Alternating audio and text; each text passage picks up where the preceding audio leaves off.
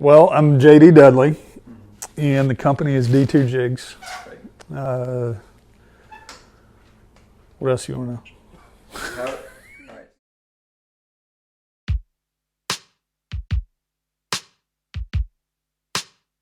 Started this company in January of 19, but the jig's been around for a long time. Jim Hall, the owner of PJ's Jigs, he invited me and my dad to the Norfolk River in '83. Dad and I had been trout fishing some below Beaver Dam and up at Roaring River and throwing marshmallows and corn and salmon eggs and stuff. And we were catching 5 and 6 fish every time we go. We were enjoying it, but Jim called Dad and said, "Hey, why don't you come check out my spot?" Dad and I went with him over to Norfolk in the summer of '83, and it was unlike anything we'd ever experienced.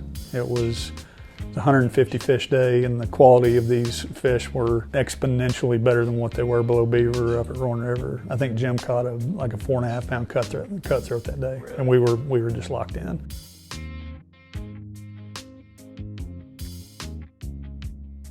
Dad started ordering these marabou jigs from the lady that Jim was ordering from, and she had a mold that she had bought at a hardware store, and the mold was a defective mold. It was a walleye jig mold, and the mold itself was lopsided, and what it creates is a spiral on this jig. When the jig falls, it spirals down in the water, because one of the sides is kind of tapered. It's a little bit flat, not completely, but the other side's more rounded, and so when it falls, I mean, the current of the water just takes it and causes it to spiral down. You match it up with marabou, and it's really good action. So Dad started ordering from her, and man, we started going a lot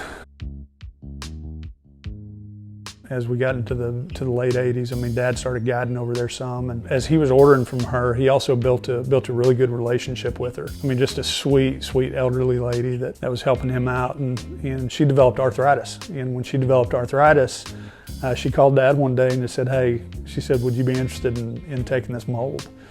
And Dad said, "Of course." I mean, very gracious of her to give it to him. She gave the mold to Dad. Dad took it and he started tying, and he was tying for us and for a couple of friends. He started tying some for Jim, and as he was tying, I mean, more and more people started using them and wanting them, and so he started kind of mass producing them. When I say mass, I mean I'm not talking like manufactured, but I guess I was 21 when I really started helping him. 21, 22, somewhere around there, and making something and taking it out and catching fish was pretty neat. The more we did it, the more it grew. Steve Wright, who was an author of the book called Ozark Trout Tales, caught wind of what Dad was doing, and I just called him up and asked him if Dad could take him over to the river and teach him how to use the jigs, and I just write an article about him. And I don't know that Steve had ever trout fished before. Maybe he had, I don't know, but my gosh, I mean, it just wore him out. Dad's article was on basically not introducing jig fishing to the White River, but kind of taking it to the next level as far as availability goes. Dad continued tying the jigs until the mid-2000s, and he developed an allergy to the feathers, so he couldn't tie anymore. And when he did that, he sat it down. I could have picked it up right there and continued it, but with 2 little kids and life, that prevented me from it.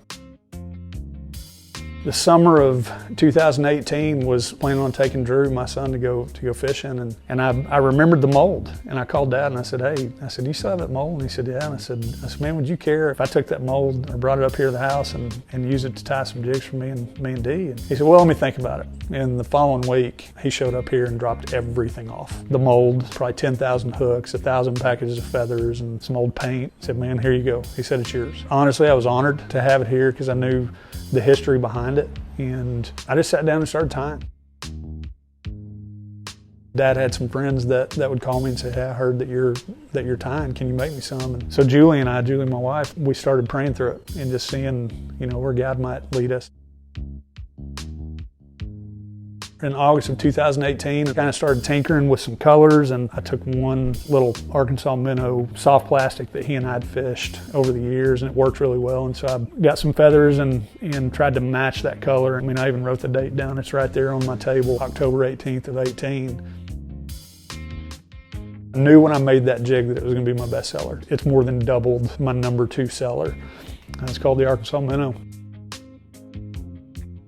The website launched in July of 2019 and sat pretty dormant from July and August. I think I got 2 or 3 orders. In September, something happened.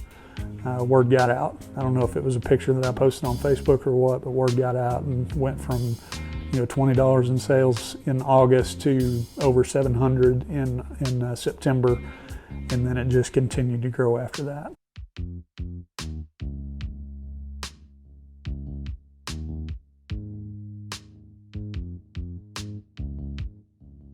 My jigs are a little bit more bulky, which causes them to fall a little bit slower.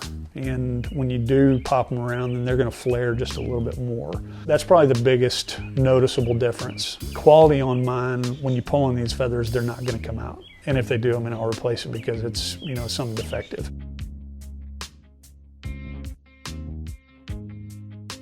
I think the most that I've ever caught in one day is 6 different species.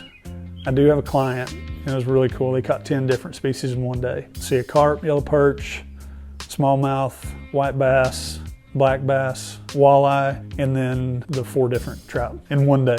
And that's all on your jig? Mm-hmm. Yeah, all on my jigs. Really impressive. If you're fishing the jig the right way, the paint is gonna come off. It doesn't matter what it is because you're bouncing it close to the bottom. And I even had a guy that texted me and he posted on Facebook. This was probably 4 or 5 months ago. And he sends me a picture of the jig, and it's a potch jig. And the head itself is silver because all the paint is worn off of it. But the feathers are perfectly intact, and that dude caught 56 fish in one day on that jig. The same jig? On the same jig, yeah. Hook is still, everything's good. So the quality is a big difference. It's really cool to say that you got a world record, but they're really small divisions, I'll put it that way. They're line class catch and release world records. I currently hold 5. 2 of them were on the jigs, and then 3 of them were before I started doing the jigs. The one that stands out to me the most is it's the 2-pound line catch and release world record for sockeye salmon, because I worked at that one for about 2 days. I don't know that it'll get beat. And the only reason I say that is because my dad couldn't do it. And he's the best ultralight fisherman that I've ever met. The way that a sockeye salmon fights is unlike any fish that I've ever caught. No freshwater fish I've ever caught comes close. It took me 45 minutes to get it in on a 2-pound line. Yeah. It was in May of 19, and I was tying the jigs, and I basically did a field test on the Black Widow jig. And I took my son and Braden Tutt. Drew's throwing the 1/16 ounce Black Widow, and that joker lands a stud. It's 28.5 inches, 9.5 pound brown. Yeah, it came out of the water 5 or 6 different times. The level of the water was kind of a big deal because there were a lot of rocks that were exposed and logs that were exposed. And my son at 17 years old, fought it just perfect. I've had the privilege of doing some really cool things fishing. None of it has matched watching my son catch that big fish. I don't think people understand this because they live here. We are so completely blessed with what we have here.